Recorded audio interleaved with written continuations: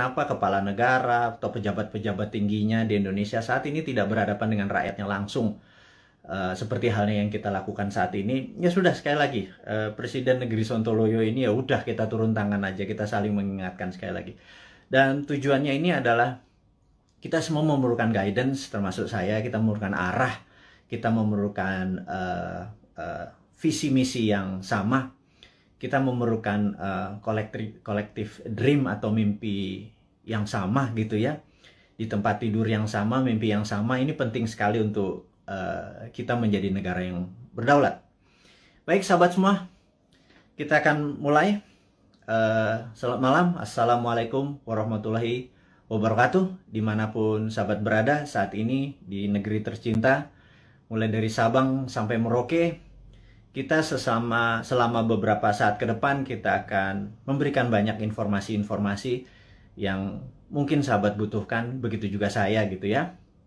Jadi pertama-tama saya ucapkan terima kasih kepada nakes atau tenaga kesehatan dan tenaga medis, para dokter dan rumah sakit yang telah berjuang melawan COVID, melayani pasien yang saat ini udah kapasitasnya 100%.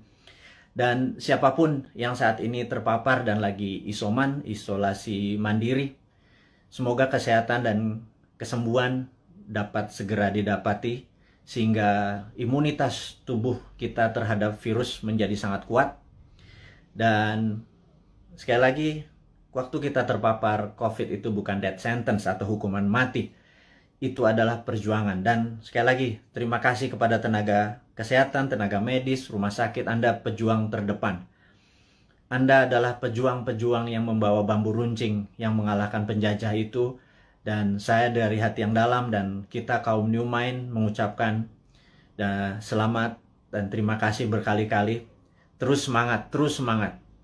Kami bisa apa? Kami hanya bisa menerapkan protokol kesehatan di manapun kami berada, dan kami mengurangi kegiatan berjumpa dengan banyak orang. Kami taat, dan kita harap hal ini semua bisa terlewati. Kita tahu bahwa saat ini pemerintah lagi berjuang dengan gayanya, dan semua negara juga berjuang dengan gaya masing-masing, tapi ada yang sudah lewat. Ada yang seperti kalau kita nonton Euro Cup kemarin gitu ya, agak sebel juga gitu ya, dimana mereka udah nggak pakai masker, mereka menang bukan sekedar menang dari COVID, tapi juga bola itu menjadi perayaan pelampiasan rasa suka yang setelah 1,5 tahun mungkin semuanya lockdown, dan kita masih berada di rumah dengan PPKM-nya gitu ya. Lebaran 2020 kita taat pada pemerintah untuk tidak pulang kampung, kemudian Lebaran Haji pun kita tidak sholat Id di publik. Mendadak tahun 2021, entah bagaimana, kita juga nggak pulang kampung. Saya juga rindu sekali sama ibu saya, keluarga saya di kampung yang nggak bisa ketemu. Dan kita taat. Kemudian Lebaran Haji ini pun kita nggak bisa keluar lagi. Dalam hati kita cuman berkata, kalau sampai tahun depan Lebaran masih kita nggak bisa pulang kampung, dan Lebaran Haji tahun depan kita tidak bisa berhaji, saya rasa ada masalah dengan bernegara kali ini.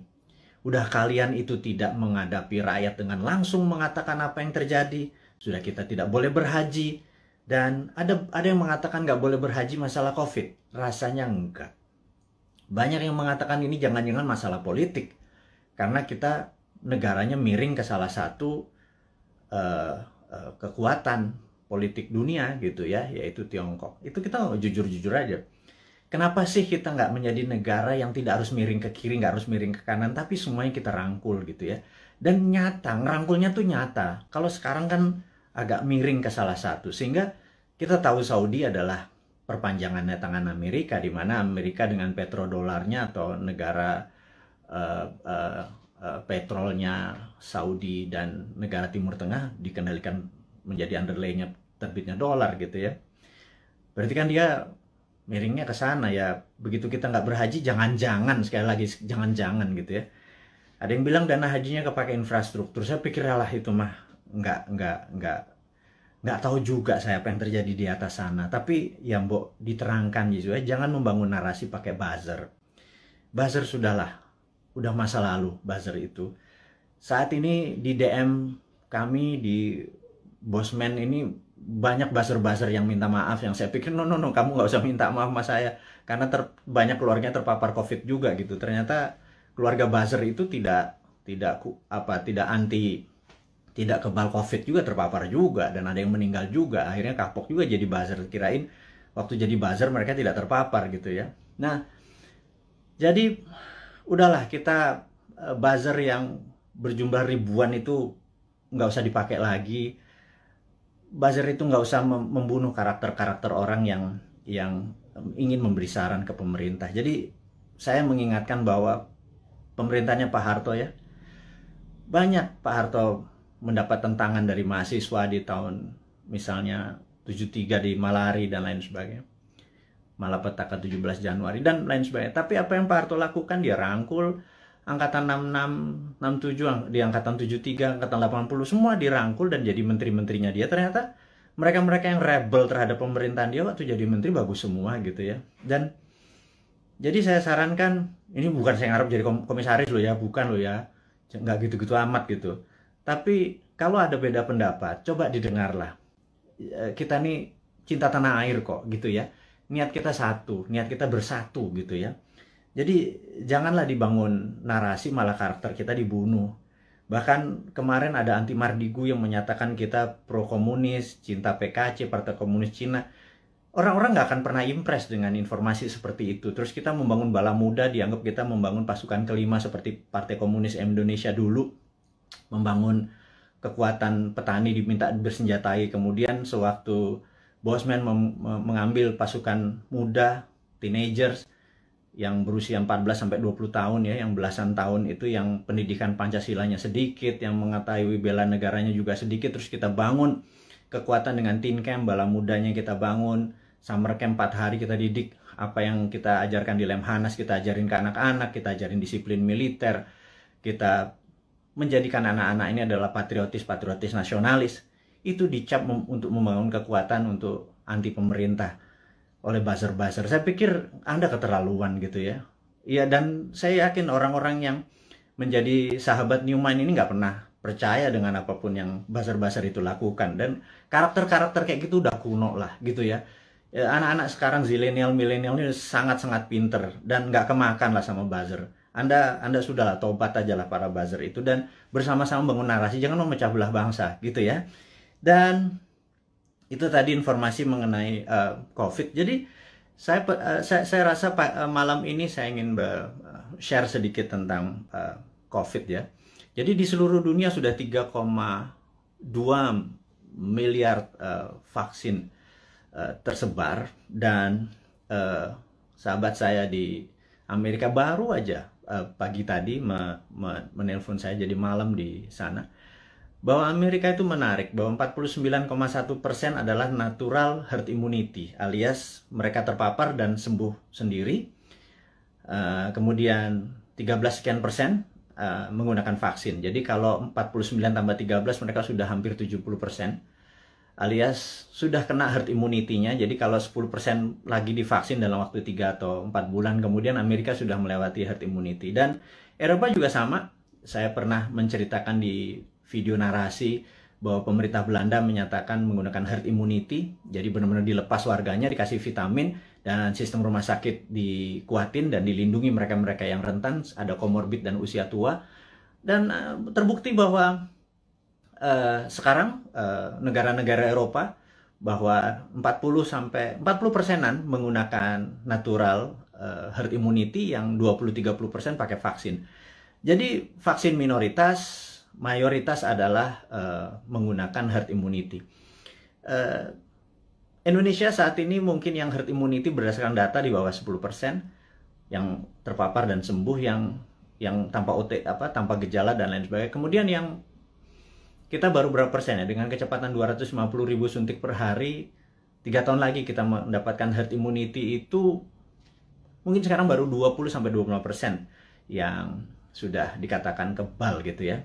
Jadi mencapai 70%, 80% pencapaian ini masih cukup lama. Jadi saya pikir kita ada ya sekali lagi bukan salah bernegara lah. Keputusan kemarin tidak tepat, tetapi jangan sampai sekali lagi tahun depan menjadi tidak tepat. Kita udah 4 kali minus loh, kuartal 4 kali minus growth ekonominya 4 kuartal. Itu sebenarnya berat nanti ya. Sekarang kita bicara COVID dulu. Jadi Tiongkok saat ini sudah mencapai 70% juga imunitasnya, dan mereka mengatakan mereka memakai vaksin. Tapi sekali lagi, data dari Tiongkok saya nggak pernah percaya utuh, karena negara komunis itu memiliki propaganda. Malah feeling saya sekali lagi, rasanya Tiongkok menggunakan herd immunity juga, alias 40% dari populasi menggunakan natural herd immunity. Mereka terpapar dan mereka sembuh, dikasih vitamin dan dikasih sarana kesehatan. Yang 30% atau 40% baru pakai vaksin, sisanya vaksinnya diekspor ke luar negeri. Jadi jangan-jangan Tiongkok sendiri pakai herd immunity natural gitu ya, dan sementara kita pakai herd immunity vaksin gitu ya. Semuanya benar. Saya tidak anti vaksin, saya sangat mendukung vaksin. Vaksin terbukti mengurangi tingkat fatality atau tingkat kematian. Jadi divaksin itu penting, tetapi lebih penting lagi kalau herd immunity natural, kekuatannya natural alami gitu ya. Nah, vitaminnya multivitamin biasa, B kompleks, B12, vitamin C, vitamin D plus matahari, olahraga, makan sehat, dan lain sebagainya. Itu adalah basic untuk meningkatkan imunitas, dan kemudian mineral-mineral dan lain sebagainya. Itu basic sekali dan semua dunia juga tahu, sehingga yang terjadi di negara Tiongkok adalah mereka-mereka yang natural herd immunity-nya. Dan ini ada yang menarik, sampai ada sebuah statement dari Anda kalau suka nonton, denger ya. Jadi kalau IG itu kan tempat pamer, jadi ada pamer kekayaan, pamer perjalanan dipamer-pamerin. Kemudian kalau di TikTok itu beda, generasi TikTok sama generasi IG beda. Kalau di TikTok itu Anda harus sombong gitu. Kalau IG begitu sombong Anda diledekin. Kalau di TikTok Anda harus sombong. Anda di rumahnya punya lift, bilang wah gila, rumahnya dia ada lift gitu. Dan nggak ada, bagi anak TikTok tuh biasa aja. Anak TikTok adalah anak zilenial, anak IG adalah anak milenial. Dan mereka ini adalah orang-orang yang well informed atau terinform bagus dengan dunia digital. Dan jadi sekali lagi kembali ke masalah COVID. Jadi Indonesia memilih menggunakan vaksin gitu ya, sementara negara-negara Eropa menggunakan natural herd immunity. Oke, nggak apa-apa. Yang penting sekarang kita adalah menjadi negara yang harus terbebas dan menang dari COVID. Dan saya sangat menyarankan, ini yang saya sangat menyarankan nih, kan kita kan presiden, negara kita adalah Republik Sontoloyo. Jadi Republik Indonesia terkadang kita menyebutnya negara tetangga gitu ya. Jadi kita mengingatkan kepada pejabat saat ini, mbok jangan pakai apa-apa import gitu ya. Satu, masalah COVID ini adalah masalah import gitu ya, dari luar. Kemudian PCR dan antigennya import. Kemudian alat-alat kesehatannya import. Kemudian masker dan protection, disinfektan segala macam, mayoritas tuh import gitu ya. Kalau ada gelombang ketiga lagi, mudah-mudahan jangan. Masa kita impor terus ya, flight capital, ya miskin lah bernegara ini. Sudah sistem bernegaranya saat ini keuangannya cuma 44% uang beredar dari GDP nasional. Bisa dibayangin Singapura 120% uang beredar dari GDP nasionalnya. Korea Selatan, Jepang. Tapi nggak tahu kenapa kita cuma sepertiganya. Waduh, wahai ibu pejabat yang sering dapat prestasi, mohon dijelaskan lah. Jadi kami ini sering nanya gitu ya. Ya kalau kaum new mind nanti yang berkuasa, pasti kita bisa 1:120. Jadi kita naikin 3 kali lipat dari uang beredar pada saat ini. Gimana kita bisa maju kalau uang itu ditahan? Yang kedua adalah pajak lah jangan naik terus. Maksud saya begini loh. Kalau Anda ingin misalnya PPH yang naik dari 10% jadi 12 atau berapa itu ya. Kalau Anda dulu kami dapat pendapatan 100 gitu, Anda pajak 10. Oke lah. Kemudian Anda naikin jadi 15, tapi kami dapatannya 80 dan Anda nggak ngikut lagi untuk numbuhin. ya kami juga nggak ikhlas kayaknya ngebayar. Jadi gini lah, kalau memang mau naikin 15%, 20% sekalipun nggak apa-apa. Tapi kalau tahun lalu kami dapat 100, pastikan tahun ini kami dapat 300 gitu. Dengan kebijakan yang Anda mendukung dunia kerja atau dunia UKM. UKM itu paling menderita pada saat ini, entah bagaimana. Nomor satu ya, kalau mau maju, kita semua tahu, rule of thumb-nya untuk maju negara itu sangat sederhana. Yaitu kredit selalu tumbuh di atas 15% setiap tahunnya daripada tahun belakangan. Jadi kalau tahun lalu 100, ya tahun ini 115. Minimum dengan naiknya 15% dari kredit tadi, negara naik 7%. Kalau sekarang, jangankan 4%, 5% naik. Jadi kalau growth-nya cuma 2%, malah minus, itu ya wajar. Karena uang terlalu ketat. Dan apa sih susahnya Anda untuk memprinting money berbasis production gitu loh. Kita udah ingatkan berkali-kali. Dari 2016, Bosman Sontoloyo ini mengingatkan, MMT itu Modern Monetary Theory yang digagas oleh Michael Hudson itu bukan isapan jempol. Kita cuma beda mazhab aja. Anda Keynesian, kita post-Keynesian. China pakai sudah dari tahun 89. Amerika pakai dari tahun 71 printing money itu. Terus negara Eropa, negara Jerman pakai semua. Ini untuk menyelesaikan masalah COVID ini ya. Tiongkok pun melakukan printing money saat ini. Dan kok kita malah minjem sih? Aduh, gimana sih? 6.500 triliun loh. Itu bunganya aja udah hampir 3.300 triliun. 300 triliun kalau buat beli obat itu selesai masalahnya, gratis semua. PCR gratis, antigen gratis. Kalau PCR-nya bayar, antigennya bayar, gimana kita mau travel? Terus udah kayak gitu, dengan PPKM kita ini udah taat sama ininya, tapi semuanya bayar gitu ya. Vitamin bayar gitu ya. Terus pajak bayar, terus kita pokok nggak pernah kebayar, negara sibuk bayarin utang, terus nambah utang. Aduh, ini mau mulai dari mana? Kita nih bertanya. Jadi sekali lagi, sahabat semua, kaum New Mind, kita ingin ke depan kita menjadi negara berdaulat. Jadi hari ini yang mau diinformasikan adalah gimana caranya kita di tahun 2045 Indonesia adalah negara superpower. Udah ya, itu adalah tema hari ini. Kenapa kita bilang ada yang penting dari Bosman hari ini mau mengumumkan sesuatu.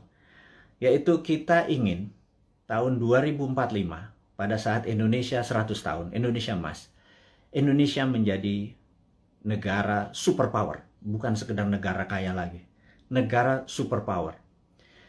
Kita nggak bisa tumbuh hanya 5% atau 7% seperti janji-janji kemarin di dalam kampanye. Nggak bisa. Kita tumbuh harus lebih powerful dari angka-angka itu. Terus bagaimana membuat ini berdaulat gitu ya? Oke, sahabat semua.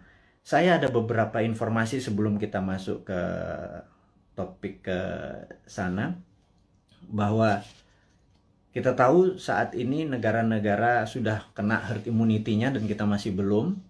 Dan penting untuk kita memberi informasi adalah begini. Sahabat, saya mengingatkan, kita masuk ke topik berikutnya setelah tadi ini masuk.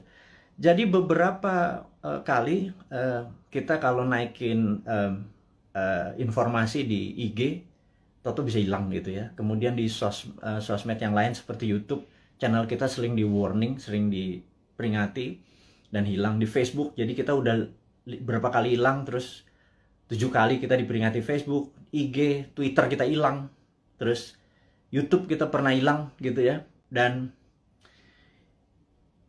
ternyata saya baru memahami setelah algoritma teman-teman melihat dan dilaporkan, ternyata cara menghilangkannya gampang. Begitu mereka tidak ingin video atau tulisan segala macam itu, sekelompok buzzer adalah menginformasikan, melaporkan bahwa ada unsur porno, ada unsur dan lain sebagainya, sehingga pemilik sosial media yang tidak bisa berbahasa Indonesia itu pokoknya dapat laporan, terus mereka kasih peringatan kita gitu ya. Agaknya ide-ide kita ini sudah mulai menakutkan baik globalis di internasional ataupun pemikiran bernegara. Padahal kita tidak berniat untuk revolusi, berkudeta. Kita ingin negara kita utuh dan kita ingin negara kita menjadi negara berdaulat di 2045. Kita tidak tergantung pada negara asing gitu ya. Yang kita tanyakan misalnya pada saat kita taat tapi TKA asing masuk. Anda datang deh jam 12 malam, jam 2 malam ke Soekarno-Hatta ya, pakai masker ya, sama disinfektan. Anda bisa lihat ada 300 orang, 500 orang, terus mereka nggak ada karantina. Pertanyaan sederhana, kenapa nggak dikarantina sih? Gitu aja. Segitu kuatnya pendukung mereka-mereka ini, yang saya nggak tahu pejabatnya mungkin sakti sekali gitu ya. Sehingga waktu kita peringati, kenapa mereka bisa masuk? Kenapa kita taat terus mereka asing bisa masuk, terus mereka bisa ikut bersama-sama commercial flight dengan warga negara Indonesia lainnya, mereka tidak bisa berbahasa Indonesia. Dan jawabannya adalah jangan macam-macam, suruh diam kau gitu ya, karena nanti kalau negara itu tidak mau invest di Indonesia, Indonesia bisa rugi. Itu kalimat yang benar-benar menurut saya, lu gila ya, jangan gitulah. Emang satu-satunya negara ngomong itu memang Tiongkok apa? Segitu taatnya gitu? Enggak gitulah, jangan berkata begitu, kita bukan anak-anak lah. Berbicara yang lebih elegan sedikit, dengan data, dengan santun, jangan membentak, jangan menghardik gitu ya.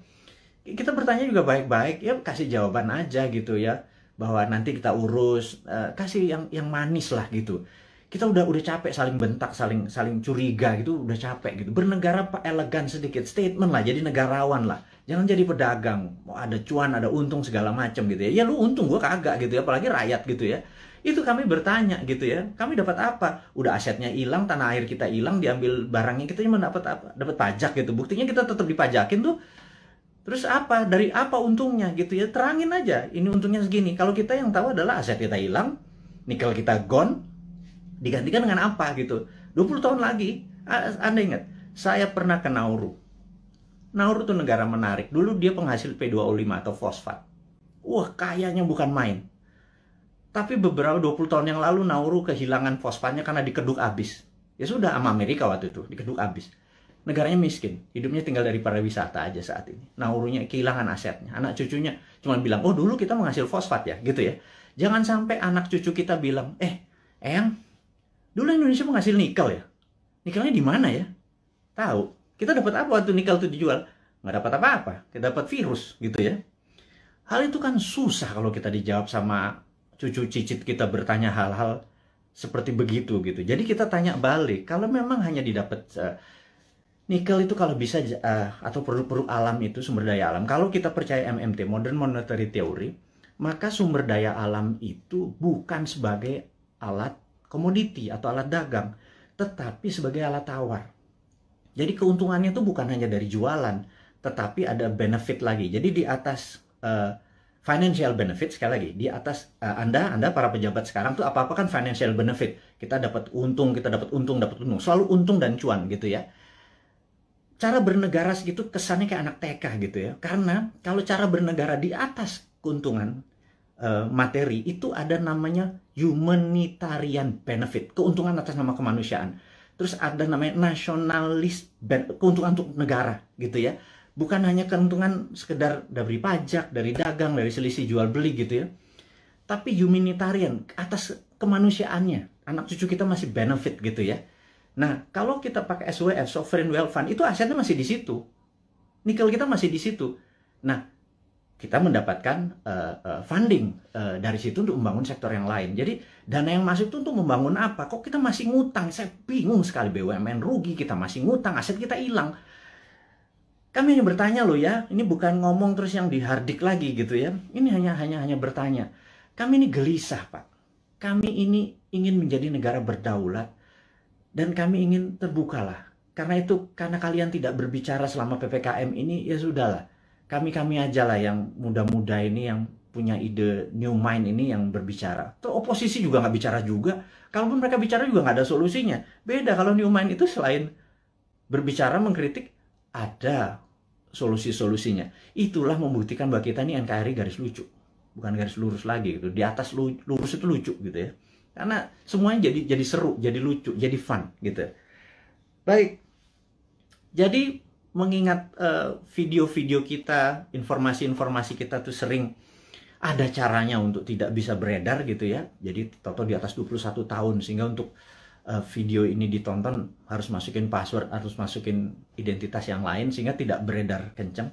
Jadi gini deh, sahabat semua, saya dengan ini menyatakan Anda boleh upload seluruh video Bosman. masuk ke video Anda, masuk ke YouTube channel Anda, masuk ke sosial media Anda. Kalau Anda dapat AdSense, dapat uang dari iklan yang masuk, ambillah semua itu untuk Anda. Saya tahu ada sekarang ini udah puluhan saat ini yang menggunakan video-video Bosman masuk ke video mereka. Nggak masalah. Jadi bukannya kita bilang, lu pakai nama gue, pakai produk gue. Nggak ada. Karena di sini bukan uang yang kita harapkan dari kepentingan-kepentingan video-video tadi. Video tadi adalah untuk kesadaran bernegara. Jadi saat ini video Bosman hanya ditonton 1 juta viewer per hari. Dengan Anda, sahabat semua, ada 9.000 saat ini. Kalau Anda share atau upload satu aja, apalagi semuanya ya, ada 600, sudah hampir 600 itu. Dan Anda dapat financial benefit. Saya tahu, banyak sekali ada yang pernah lapor ke saya, terima kasih Pak, saya dapat 17 juta komisi fee dari AdSense YouTube bulan ini, dari video-video Bapak. Saya bilang, ambil lah, saya bilang kayak gitu. Itu Anda semua bisa benefit dari itu semua. Tapi poinnya adalah, jika suatu hari YouTube channelnya Bosman dan itu Bosman di drop atau di block atau di take down atau diapain lah, terserah. Misi-misi kita tetap tercapai. Sekali lagi, ini bukan masalah uang. Ini adalah masalah bagaimana mengedukasi supaya tahun 2024, pada saat Old Mind ini sudah di masa ujung pemerintahannya, kita bisa, ide kita diterima. Bosman bukan mau jadi presiden, gue mau jadi lord. Jadi nggak ada cita-cita untuk, yang penting idenya. Ganti semua ide tua itu semua. Mosok kalau si A yang jadi tetap pakai IMF, si B yang jadi tetap pakai obornya Cina. Coba aja lihat sekarang yang di etalase di 2024. Semuanya pasti begitu jadi. Tanya deh, begitu jadi, pasti pakai itu lagi. Bernegaranya taat sama Amerika lagi, takut sama Tiongkok lagi gitu ya. Jadi, oke lah. Siapapun nanti yang jadi, mereka akan bilang, Bosman, gue ambil konsep lo ya. Karena ini membuat Indonesia berdaulat. Apa jawaban saya? Ambil, Jo. Gitu ya, kalau kita Manado nih. Ambil lah, kita bilang gitu. Nggak masalah. Karena ide kita, yang penting ide kita diterima. Nomor satu kan MMT, Modern Monetary Theory, itu adalah printing money. Jadi pasti Bappenas kita adalah orang-orang yang mendesain bernegara ini 12 lapis. Nah, sahabat semua, apa itu desain 12 lapis? Jadi misalnya kita mau buat benang atau baju gitu ya. Baju kita kainnya dari mana? Benangnya dari mana, mau pakai polyester, mau pakai katun, 100% kapas. Terus kancingnya dari mana, mau pakai resleting dari mana, ada yang pakai batok, ada yang pakai plastik, ada yang segala macam itu kita bukan sekedar ini. Dan itu semua kita biayai, 12 level itu kita biayai, nanti distribusinya kemana, pakai jalanan apa, mobilnya apa, semua akan kita gunakan produk-produk lokal, dan itu pakai printing money. Jadi printing money itu tidak bisa jalan sebelum project itu dihitung cost accountingnya, ya. Jadi John Bollard ini punya tulisan menarik, namanya Economic at War, itu bukunya. Saya ini penggila buku, jadi hari ini kita baca tentang Economic at War. Jadi di tahun 45, pada saat sebelum perang di tahun 36 sampai 39, pada saat Amerika dan sekutu Amerika, terutama Amerika dulu belum powerful sekali. Jadi negara-negara Eropa itu minta Amerika masuk. Terus apa yang dilakukan adalah mereka minta John Maynard Keynes, ada banyak sekali ilmuwan-ilmuwan, tokoh-tokoh ekonom di masa itu disuruh menghitung cost accounting. Berapa kilogram, berapa ton besi dibutuhkan, ferro, berapa untuk buat amunisi, untuk buat baju, untuk buat makan, itu dihitung cost accountingnya, untuk buat pesawat, buat tank, buat mobil, buat dan lain sebagainya, dihitung cost accounting, berapa modalnya, terus dari mana barangnya, dirinci. Syaratnya sederhana. Churchill waktu itu sangat sederhana. FDR juga, Franklin Delano Roosevelt juga perintahnya sama. Ini dua Inggris sama Amerika memang kompak banget. Mereka cuma bilang, berapa biayanya untuk kami menang perang? Perang itu ada perang sama Jepang dan perang sama Jerman gitu ya. Mereka menghitung totalnya sekian billion dolar. Itu angka dari langit, billion dolar. Begitu mereka printing money, udah. Underlay-nya adalah alat-alat perang tadi gitu ya. Ada inflasi? Nggak ada gitu ya. Makanya saya bilang printing money kok ada inflasi. Saya bilang, lu sekolah di mana sih? Segitu takutnya sama printing money gitu ya. Printing money itu ditakuti kalau tidak ada production yang dibuat gitu ya. Tapi kalau, nah, bukunya baca, namanya The Economic at War. Jadi The Economist at War. Jadi orang-orang memenangkan perang tuh ekonom yang memenangkannya gitu ya. Nah, jadi sama, kita nanti akan sama juga. Kita akan membuat menghitung cost accountingnya, kemudian kita akan printing money dan UKM kita langsung jalan ini jalan. Karena kita mau tahun 2024 itu kita menjadi negara berdaulat gitu ya. 2045 kita akan menjadi, dan mulainya dari 2024 karena sekarang kayaknya udah nggak kasihan sekarang ngurusin COVID, terus ngurusin apa Tiongkok ya udahlah, itu mereka terlalu repot dengan urusan gitu. Nggak mungkin lah bisa menjadi negara berdaulat. Kita cuma ngingetin sekali lagi. Jadi kita harapkan konsep kita ini diterima oleh siapapun yang nanti mau running 2024, konsep kita ini. Jadi kalau Anda, bayangin ber-9.000 kita, upload masuk. Anda buat, kalau nggak punya YouTube channel, Anda buat YouTube channel. YouTube channel Anda sendiri, Anda tinggal ambil tulis kita, terus kasih judul-judul yang jangan terlalu negatif atau terlalu clickbait gitu ya. Kasih yang educate, kasih yang fun, kasih yang lucu, dan lain sebagainya. Sehingga ribuan atau jutaan orang. Saat ini ada 180.000 orang yang ada di internet. Ada 180 juta. Jadi saya harapkan teman-teman bisa memanfaatkan. Kalau Anda dapat 1 juta per hari, Anda bisa hampir 100 juta itu dari AdSense-nya dari YouTube gitu ya. Pakai aja video-video kita ini untuk di-upload, di-reshare, dan pakai akun-akun Anda sendiri. Perbanyak itu semua informasi-informasi itu. Anda boleh mengganti thumbnail-nya, mengganti footage-nya. Yang penting voice-nya jangan dipotong. Narasinya gunakan tulisan agar orang menjadi lebih paham, gitu ya. Ini tujuannya bukan untuk memecah belah bangsa, ini tujuannya untuk membuat kita negara berdaulat.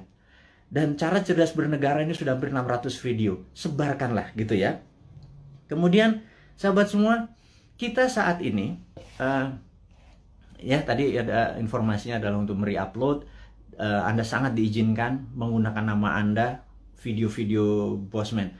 Saya harapkan ada 9.000 sahabat ini punya 9.000 akun yang masing-masing taruh semua videonya Bosman, dan Anda dapat faedah yang sama. Sekali lagi, kita baru mencapai mungkin 1% dari populasi. Bayangin dari 180 juta orang yang punya akun di sosial media atau internet, menggunakan internet ini, baru 1 juta yang kita capai. Masih kecil sekali. Gimana cara 100 juta bisa menonton video ini? Dan kalau 100 juta bisa menonton video ini melalui Anda punya channel, ya Anda yang dapat duitnya loh. Bicara itu aja dulu. Di masa pandemi seperti begini, susah bergerak, ya udahlah. YouTube channelnya Anda aktifkan gitu ya. Mudah-mudahan jadi faedah ini bersama. Dan saya mengingatkan bahwa saat ini kita tahu bahwa kita berperang, dunia saat ini berperang. Contohnya lagi, bisa dibayangkan bahwa di dunia yang perang dunia pertama, yaitu tahun 1914 sampai 1918, 4 tahun, itu perang dunia 1, kemudian perang dunia kedua 40 sampai 45, 5 tahun. Dan kita tahu 2016 waktu Trump menyatakan menjadi presiden, 2017 Trump declare war ke Tiongkok. Tapi bukan world war, bukan perang dunia, tetapi adalah economic warfare, dengan salah satu strateginya menggunakan trade war, perang dagang. Itu terjadi, dan begitu itu terjadi, maka di tahun 2017, sahabat semua ingat, kita mengingatkan dengan, waktu itu belum pakai YouTube, di 2019 kita mengingatkan bahwa everything start with the economic warfare, diakhiri dengan military war, gitu ya. Dan di tahun 2020 untuk menjatuhkan Trump, globalis dan Demokrat Amerika menggunakan tool yang namanya biological warfare, yang namanya COVID, untuk menyerang Amerika. Dan pada saat itu yang disarankan oleh mereka menggunakan masker. Tapi Trump punya analisa sendiri bahwa kalau peristiwa dari Spanish flu itu ada 3 gelombang. Jadi gelombang pertama tertinggi, kedua agak rendah, ketiga terendah. Tapi virus pertama itu paling lemah, kemudian agak kuat, terakhir yang paling kuat gitu ya. Nah, jadi pada saat terlemah ini semua orang terpapar aja supaya tingkat herd immunity-nya tercapai. Dan yang terjadi oleh Trump dilakukan adalah dibebasin aja, toh mereka punya operating sistem dari kesehatannya terbaik di dunia. Dan ternyata terbukti sekarang 49%, 49,1 di Amerika menggunakan herd immunity natural. Dan ini adalah, ya tapi sekali lagi Trump kalah dengan 4 negara bagian yang dalam tanda petik dicurangin katanya.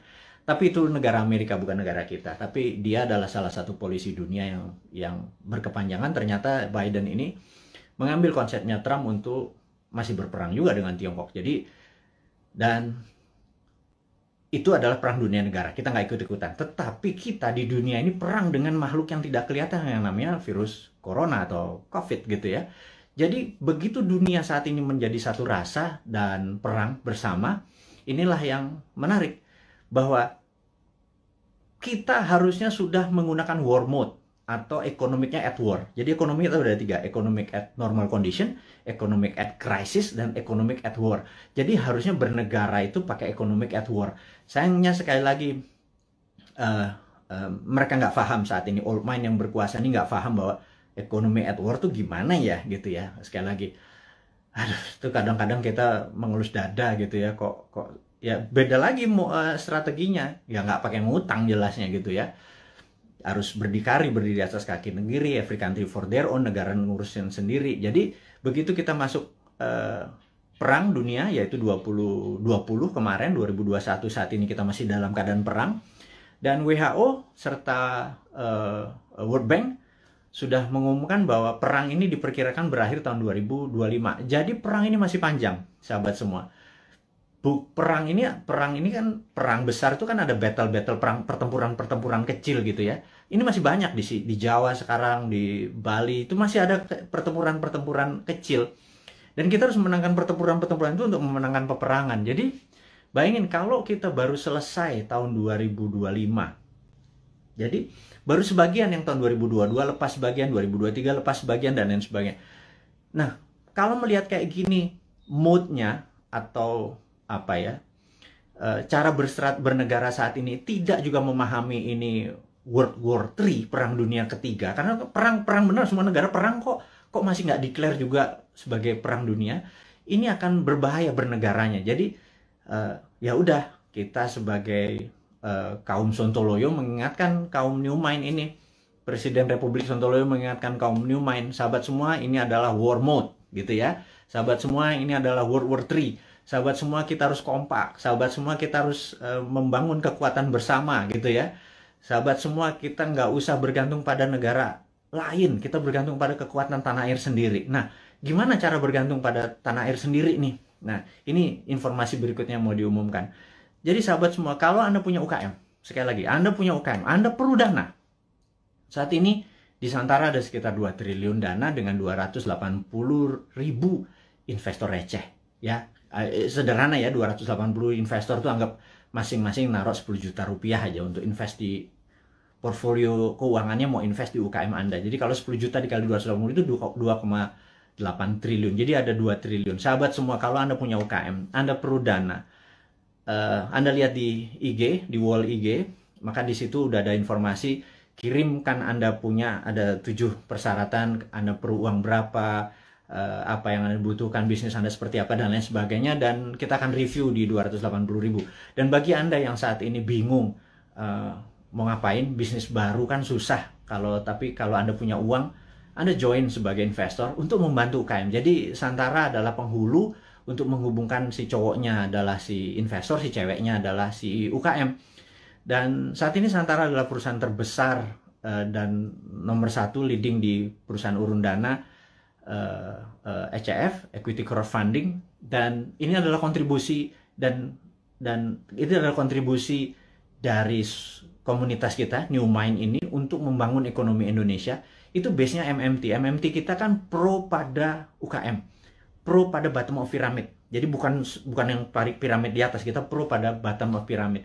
Ini membuktikan bahwa kita bukan cuma konsep doang. Beginilah cara kita bergandengan tangan. Jadi tadi ya, nomor 1 kita re-upload, kemudian re-share apa yang kita punya informasi. Kedua adalah yuk gandengan tangan untuk membangun UKM. Karena UKM ini yang kuat terhadap masalah krisis ekonomi. Inilah yang membuat Indonesia nanti take off di 2045 adalah kekuatan UKM yang 40-50 juta itu. Tapi UKM itu mungkin kita bagi 3, ada kecil, mikro, kecil, dan menengah. Saat ini mungkin kita yang menengah dulu ya, ngapunten. Jadi kita belum bisa menolong yang mikro gitu ya, yang juga yang kecil gitu. Kita yang menengah dulu. Pelan-pelan. Tangan cuma 2. Organisasi kita masih muda gitu ya, baru 3 tahun. Tapi sahabat semualah yang bisa membuat kita bisa menolong menengah, kecil, dan nanti yang ke mikronya gitu ya. Makanya yuk gandengan tangan, kita invest di UKM. Nah, kemudian ada lagi yang kami mau umumkan sekali lagi, teman-teman, bagi mereka yang saat ini ada kondisinya kita tahu nggak stabil ke depannya, tidak ada yang terbaik daripada uang Anda ditaruh di gold atau di emas gitu ya. Jadi daripada, dan emas itu kalau pakai fisik kan bisa bermasalah. Sebentar lagi Dinaran akan menerbitkan ATM Gold. Jadi Anda bisa buka rekening, beli emasnya. Anda bisa ambil kapan saja karena ATM Gold ini kita akan ada di kantor kita, kemudian akan ada di semua mall di Jakarta dulu, dan habis itu nanti ada di semua lokasi. Kita ingin lakukan itu segera. Jadi ini semua adalah untuk bakti kita, gimana caranya kita bergandengan tangan ke depan untuk menjadi negara yang powerful. Sahabat semua, sekali lagi saya mau mereview apa yang kita dapat hari ini adalah negara dalam keadaan perang, dunia dalam keadaan perang. Saya sarankan Anda untuk melakukan hal yang sangat penting yang namanya survival mode. Anda harus survive, Anda harus sehat, Anda harus semangat, Anda terus bersatu, Anda terus berjuang mengalahkan masalah ekonomi, masalah kesehatan. Kita bergandengan tangan, kurangi gerak. Jadi pada saat Anda ada masalah dengan keuangan, yuk kita bergandengan tangan dengan Santara. Yuk nabung di Dinaran. Dan jangan banyak gerak dulu. Sabar. Jadi kita momen ini adalah segalanya. Jadi survival mode. Jadi saat ini ikuti aturan pemerintah untuk PPKM. Stay healthy. Teman-teman semua, di akhir informasi hari ini, kita ucapkan sehat selalu, semangat selalu, bersatu selalu. Gunakan seluruh kekuatan Anda untuk membangun Indonesia, terus berprasangka baik, terus kompak, dan percayalah Indonesia akan menjadi negara berdaulat di tahun 2024 mulainya, dan di 2045 Indonesia akan menjadi negara superpower. Dari saya, selamat menikmati hari Minggu. Sukses buat Anda semua. Wassalamualaikum warahmatullahi wabarakatuh.